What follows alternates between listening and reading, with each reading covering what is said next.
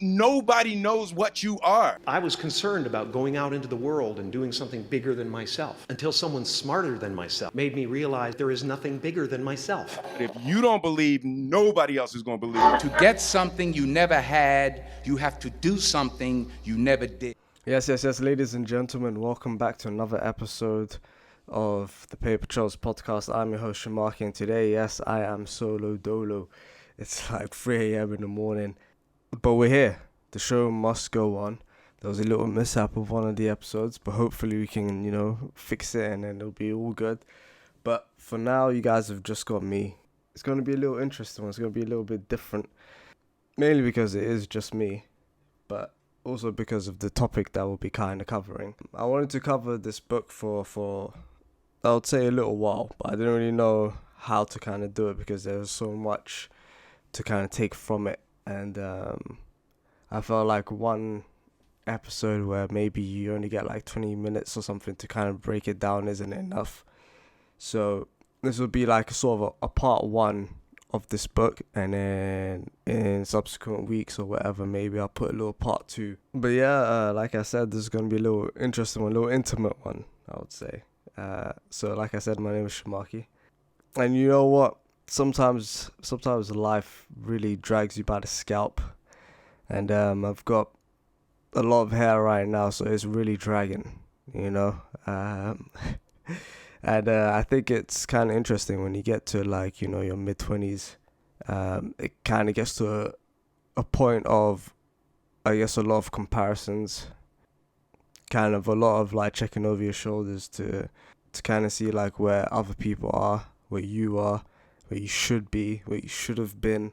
And then it's a weird thing. I think I always say maybe it's because of football that once you start getting close to 30, then you feel like for some reason that's when everything starts, going downwards. That's when the clubs no longer want you. That's when they're looking to start, trading you off or transferring you to somewhere else. And then, But it's weird. And I feel like it's not just me, but I feel like a lot of people, a lot of my peers, a lot of my friends, a lot of family kind of feel that as well, And it's interesting because it kind of, like I said, it kind of goes back down to why I wanted to even do this episode, because of the book that I want to cover. It's called Notes from the Underground by Fyodor Dostoevsky. I know I've butchered his name, but I'm going to be calling him Fyodor because I can't keep butchering that man's name, which is a book basically about this guy called the Underground Man. He's, to not spoil it, I'll save the part two because it's broken down in parts as well in the book. The part two talks about kind of his life as a 24-year-old man and kind of why he ended up being the Underground Man. So the Underground Man, he's essentially now become this sort of recluse who is living in St. Petersburg and hates society. Very cynical, very bitter, very angry at life because of kind of the decisions and the things that have happened in his life, that he's now outwardly turned it towards people. And he's writing notes, and it's in the first person perspective, and it's actually really good. And funny enough, I kind of found it by accident, but the name sounded very familiar. So I was like, okay, cool, let me actually start reading into this. And the first page kind of grips me. Like I said, it's kind of I guess I wouldn't say troubling times that I'm going through, but kind of the interesting moments that have happened, I guess, recently. Some of the ways that he would talk and kind of describe himself or the things around him, in a weird way, kind of hit home. Now, the thing is, if you pick up the book and you kind of read it, you're like, what the hell? But that's the interesting thing about this book. The interesting thing about this book is how, he taps into sort of the inner human workings in a very vicious way. So, one of the quotes that he says was, so, like I said, so he's a proper, cynical guy. This is one of his things, right? So he's so for example, a little part from here where he's kind of just talking about why he's not going away from St. Petersburg despite making him miserable and despite him hating the place. and all of that. One of the things he just puts in there as well of why he's writing this and why he's staying there to make sure like he kind of completes these notes is because what can a decent man speak of with most pleasure? Answer, of himself. So what can a person really gain pleasure speaking about is themselves, which is kind of true. I mean, I'm not obviously doing this to kind of speak about myself for pleasure. It just so happens to coincide with the book. That is something as well that you kind of do feel when you kind of like, especially are in the right circles with the right friends, you kind of do enjoy speaking about yourself, especially when it comes to speaking about things that you like to do, things you want to do, things you want to achieve. All of these kind of things. That was just like a little example, but we'll get into more throughout this episode. So kind of in those moments where you're kind of pondering about your life and you kind of do this weird thing of trying to put points together of where something went wrong, where something went right, what you could have done again, maybe who you should have spoke to at the time because that they would have been help, but then you didn't, and now maybe should you reconnect and then speak to them so you can maybe go down that path. So it's like there's a lot of self-analysis that happens, especially when you're going through, I guess, the bad moments, the rainy days. But the funny thing is about the guy in the book, he's constantly going through the rainy days. So to give a bit more context about the book, and it will give a lot more context to like kind of the topics that I'll be speaking about. So this book was originally published in April 1864. Like I said, the main character is called the Underground Man. Now, the Underground Man is sort of a insight to kind of how it was in that 19th sort of century, where this sort of whole utilitarianism and all that kind of stuff was being broadly, promoted. And obviously the idea is that if something is good and it leads to happiness, then it must be quantified. And that if something isn't good, then it mustn't be, regardless of whether the said good, in quotation marks, was done from a bad place, Just kind of give good as much as possible, give as many pleasures as possible, whether or not it's bad for the person or it's good for the person, that kind of thing. Because a lot of people at that time, they were trying to kind of quantify, either through like maths or logic, the desire of man and his best interests, which obviously I can tell you for free without going to any philosophy class that you will not be able to. Like, I've realized humans are way too complex and way too intricate to try and decipher or try and rationalize, or especially put numbers and arithmetic, even as he says in the book, to try and sort of figure out what human beings want. It's impossible. So it kind of comes down to sometimes that, I guess, unpredictability of man with the free will. Despite now, as things have kind of moved on, people have kind of understood that, especially large marketing teams, using, your whole impulses and suggestibility and all these kind of different things to try and make you consume a lot more than you normally would. I mean, I guess a double example would be like, let's say if you was in a room and then somebody put the temperature really high and then there was a water stand outside. By the time you come outside, you're probably like, oh damn, I need some water. But unpredictability for the marketing team, or I guess humans or people with this sort of argument, is that you could be like, you know what, I don't want water right now because of the free will and that free will aspect that you have as a human being. And that is something that the Underground Man, was proper like cynical of and almost like wild in. For example, there was this lady that had a kid and she was really poor, and people back then when they were poor, they were really poor, and she weren't able to sell content online or nothing like that. She was like dirt. What he did was he kind of had this thing where it was like, I'm going to save her, help her out. And, he sold the dreams and this and that, and, I can give you this and this kind of money and food, etc., etc. And then once he saw that she kind of reached that point of, like, happiness, like, verge of, like, yo, this is, like, thank you, he was like, yeah, I'm not going to be doing any of that. And he sought that pleasure in his free will, the ability to yank away from that predictability of, okay, I've sold the dreams. Anyone with good morals would be like, okay, I can't. Anyone with good morals would be like, okay, I can't now let her down. But he was willing to let her down because of his sick, twisted behavior. But it's that idea that despite you being dehydrated, you could potentially just be like, you know what? I don't really want the water. And it gets quite interesting as well. There are, like, sort of underlying contradictions throughout the first part of the book, which I will cover in this episode. And that his hypocrisies and his lies is the fact that, and the hypocrisy almost lies in the fact that he is an intelligent man.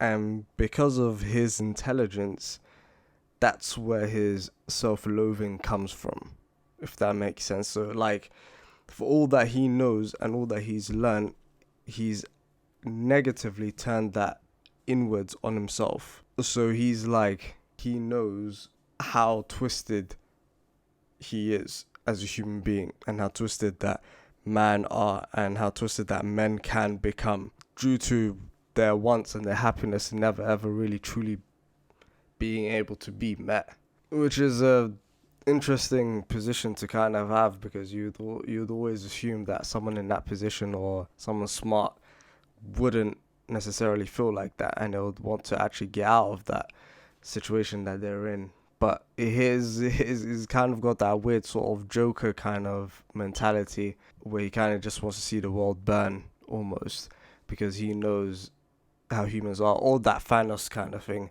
where by killing half of humanity or half of the world, the universe, that it's the only way that people will actually be able to thrive, And funny enough, the stubborn ones that don't want that to happen are the humans, and are like, nah, absolutely not. We don't care if we're killing ourselves or if we're going to go hungry. We are going to fight you to stop this. But the first thing I kind of wanted to cover in this is the fact that we are all main characters, essentially. Each of us is seeking his or her own pleasure and finding ways to attain it for themselves. Everyone is seeking their own, I guess, sort of financial, whether it's financial freedom, whatever their goal may be, really. Every human being that you see walking this earth has got a goal or something that they're striving towards. They may not have a goal or something to strive, they've just got something that they want. And sometimes they may come into contact with you, and for a little bit, or maybe not a little bit, but then it's like, okay, we'll come together for this goal, for this thing here. And then sometimes you might feel like, okay, maybe they might put that aside for the benefit of maybe friendship or the benefit of maybe love, or whatever it may be. But then you realize, oh no, they're not.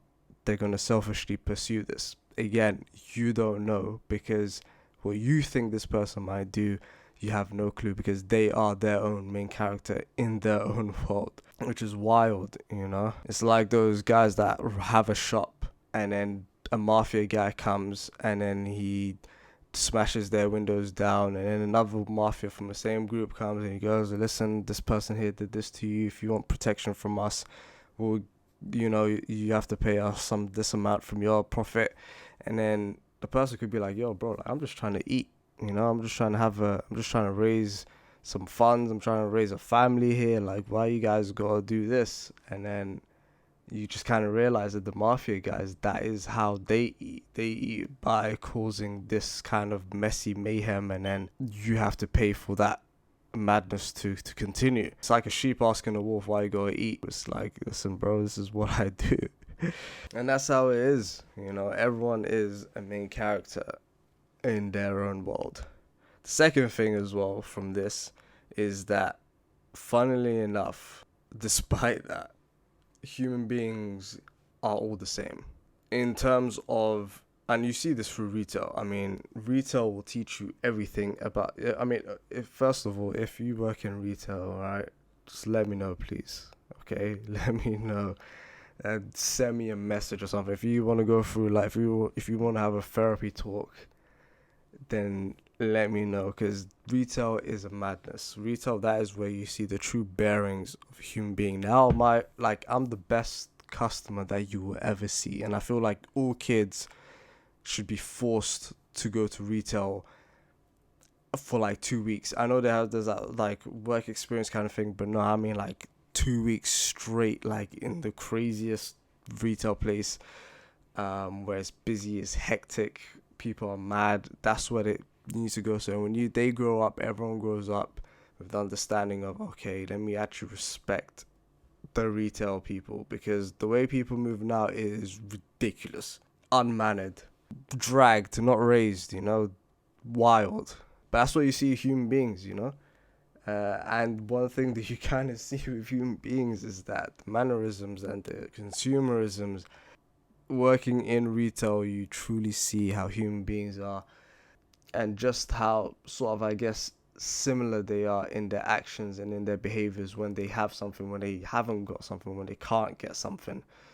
It's like the same sort of thing comes out, but then it becomes a kind of game of who can resist that natural human urge. The final point in this is self-loathing.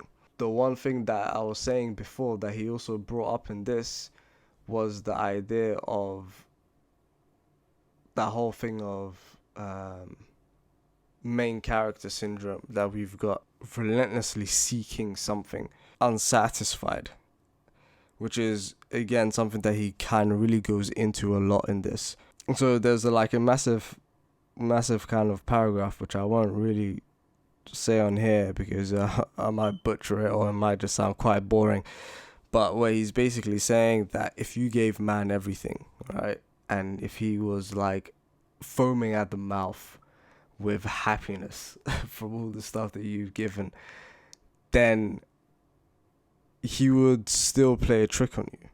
And that if he was, notes on a piano, and he would argue that he's not, even if he was proven that he was, just keys on a piano, he would say he's not, and he would, unleash a curse on the world to prove his point, because man is the only one that can curse. Therefore, and now I'm paraphrasing here, therefore maybe it is in that his satisfaction lies. The dissatisfaction itself, the insanity, the madness around you, that having limits and boundaries set up so that you cannot achieve everything, maybe that's what he truly gets satisfaction from. The constant need to go against what is, having the limits and the boundaries, so that maybe when he does finally get it, that would probably give him more satisfaction. Because a human being isn't like a lion in the sense of when a lion hunts for a zebra, kills the zebra, it eats the zebra, then the lion sleeps. And that's, that's the lion done, and then it's on to the next day. But man isn't satisfied in that.